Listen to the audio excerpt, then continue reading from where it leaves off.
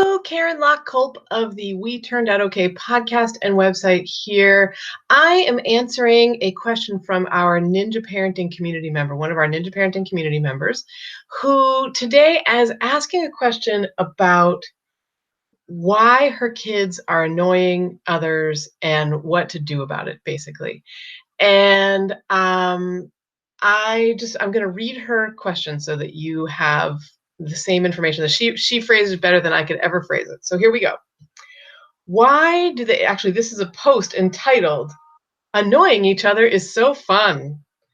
And this NPC member asks, why do they enjoy annoying others? Stop copying me. She won't give me enough space on the seat. Incessantly repeating the same song with an evil grin because we have just explained it's time to choose a different song. This one has started making us crazy. I remember doing this to my brother, and I remember my dad exploding at us for it, but I have no memory of why we used to do this. So when my girls do it, I just want to explode at them like my dad did. And my heart goes out to you, my friend, because we all used to do this. If we had siblings, we used to do it, or cousins, or somebody that we spent pretty much any kind of time with, especially in the car. It can be so annoying. And you and I have spoken before. Car troubles are especially a thing in your family. I don't know why, but again, my heart goes out to you. So I guess I wanted to take this in two parts. First of all, why do they do this? Why do kids kind of annoy others so much? It's largely a bid for attention. Kids, even if you are only going to yell at them or sternly speak to them or whatever, it's better than no attention at all. So kids will provoke each other. They will dig into each other's space, and they'll say mean things.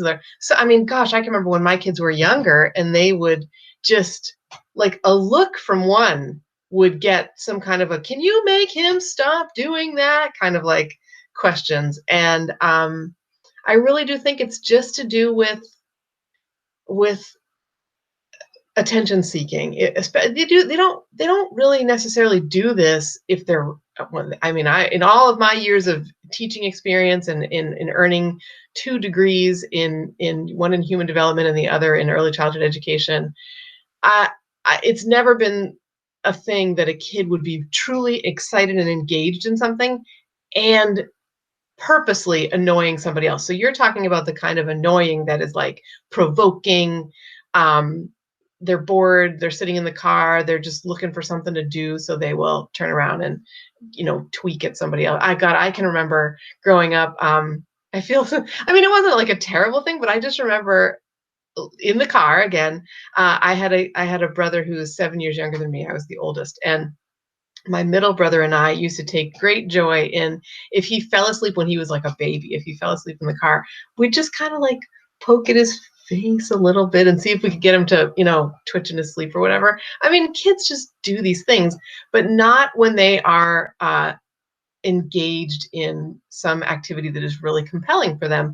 They only do it when it's a time, kind of a time where there's not a lot going on, where there's boredom happening, and there's not a lot going on. So that's as to why. And if you notice in the forums, I did suggest, this was a couple of days ago that you wrote this, and I asked you to just do some observations for until I could kind of get back in here, to specifically write down, put on your observer hat, and take notes on what they're doing just before the annoying behavior begins. And I imagine that you've noticed that what they're doing is they're just being bored. It's time to wait. It's time to be in the car. It's time to do something maybe that they really don't want to do, so they're going to try and get out of it by provoking and annoying. Like, it's that kind of thing that we're addressing today. So go into the forums and just let me know if that's actually what you've experienced, because I'm curious. And I have come up with 2 things that you can do about it when this happens. So the first thing that you can do, I'm going to take, you said that it drives you guys nuts when they incessantly sing the same song, or repeat the same song with an evil grin, like, and you've just asked them not to. So it's that evil grin that I'm thinking of here. This is what you can do about this particular kind of thing where you have a child who's annoying you is and especially the evil grin, man, because you know that they're doing it to get your goat. They're totally doing it to provoke you. If they're like, ha, ha, ha, right? The best thing that you can do is ignore it. Completely and totally ignore it. Do not engage that evil grin. Do not engage this. At most, when this happens again, I would say, I'm just looking at the post. We've just explained it's time to choose a different one. So if they are not choosing a different one, then then the way that you ignore this is you say, okay, I'm choosing now. You've lost your chance to choose. And then you're making the choice, and they're gonna howl about it probably for a time or two, but you can ignore that as well. And then the next time it comes up, the time after that, if they try it again, you can basically say, like, listen, we did this last time, so if you keep going with that, I'm choosing. Like, that's how we ignore that in this situation. And in any situation where they're annoying you, specifically trying to provoke you, that's really your best bet. Ignore it. I actually, I'm going to link to a podcast episode that I did about this last November. It was with Dr. Catherine Perlman, the family coach. She had at the time, and it's now been out for quite a while, she wrote a book called Ignore It. And then the subheading is something like how parents can cut down on their kids' bad behavior and improve their own parenting satisfaction. And the point is to ignore when your child does these provoking, annoying kind of behaviors. There's other things that she talks about too, but that's a big part of it. So that is episode, it's WeTurnedOutOK.com/197 is the episode that I got to interview Dr. Catherine Perlman and I think you'll find it super, super helpful to just give it another listen if you haven't heard it already. And as I said, I'm going to link to it in the notes here. So, so you got that. And then, so that's the first thing you can do about it when they're annoying you. The second thing that you can do, the first ones that you reference are the girls saying to each other, stop copying me. She won't give me enough space on the seat. Like, you know, that kind of, now they're at each other, right? And this is very common with siblings or with kids who spend a lot of time together. They're going to annoy each other. That's like what they're really good at, especially, again, when they're bored. It's not when they're engaged and excited about something. It's when they're either bored or annoyed or irritated or upset. Like they're getting out some angry or sad or frustrated emotion they're subverting it into this, like, I'm going to annoy the heck out of my sister now. So what you can do when they annoy each other is a little different. When it's you can ignore it. And when they are annoying each other or provoking somebody else, my thought for you is that you should model ignoring, basically. Like, and by that, I think the best way that you can do that is to say to them, you girls need to work this out, and let them figure it out. So how are they going to negotiate the space on the seat? How is one going to get the other one to stop copying her? And of course, the way is to ignore it. Like, that's how they can do it too. So I remember in our family dynamics, the younger one is especially good at provoking and annoying the older one. It's taken the older one a long time to figure out that there's something he can do about that. So it used to kind of always be like the younger one would be kind of on the older one and being obnoxious and provoking him and stuff like that. And one time when he was probably about 10, the older one came to me and he said, how can I make him stop this? This is killing me. I can't stand it.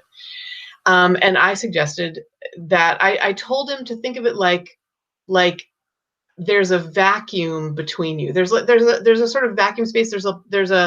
If one of you moves this way, the other one is going to follow. If one of you moves this way, the other one is going to follow. So like there's if you're biking, if you know anything about like biking, when you're in a race or something like that, they ride in twos, and one of the reasons for that is because you can draft. One can draft on the other one. So like while the one in front is in front, the one in back can rest a little bit and gets pulled along in their wake. And I think of this in the same way. So what you want to do is, what you want to teach your kids to do is basically create a vacuum. So so when my older one would be annoyed, the younger one is provoking him, he's bugging him, he keeps saying like, when the older one, for example, and just in the copying example, the older one is being copied and he's saying, "Stop copying me," and the younger one's going, "Stop copying me," and the older one says, "Hey, you need to quit it now," and the younger one says, "Hey, you need to quit it now," right?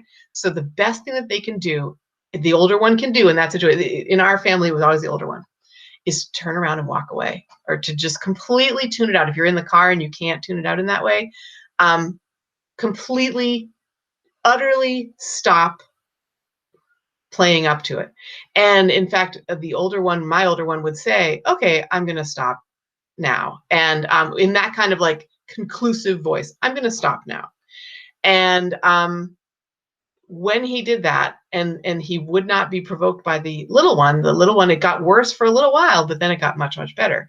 And the best was when he could get up and walk away, when he could say, "Okay, I'm going to walk away." So what would happen is the younger one, it's not a game that he's winning anymore. So he is now going to try something else. And what he would like, the older one would walk away and the younger one would be like, like, "But no, no, no, you can't walk away," kind of a thing. And it broke the game. It made it not fun.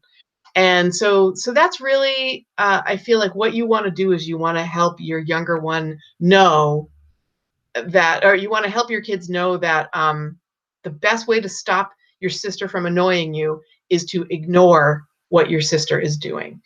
And I really, really hope that helps. I mean, it's very much a mindset thing. It's the kind of thing that, I mean, when my older son tried it at first, he was like, "That's not going to work." And then he realized it totally worked. And it can work. It can be effective, but it has to happen every single time. And you can't ever, like, if you go back, I was just actually listening to Dr. Catherine Perlman in our episode, our conversation. She says, you can do it great for 10 times. You can ignore the bad behavior fabulously 10 times. If you give in on the 11th time, it's going to take 20 more times before it's better again. Because you're just like, you're kind of upping that, like they'll go, "Oh, it worked that time, so maybe it'll work the next time. Maybe it'll work the next time. Maybe it'll work the next time." So I'm not saying that you should tell your kids all of that. I mean, that's a lot of information, right? But if you can model ignoring, and then you can say, "Well, just do what I do, ignore it, walk away." Or completely ignore it, tune it out if you're in the car or whatever. It really, really works, I promise. All right, that's it for today. If you are in our Ninja Parenting community already, well, you're going to have access to this video in the forums forever.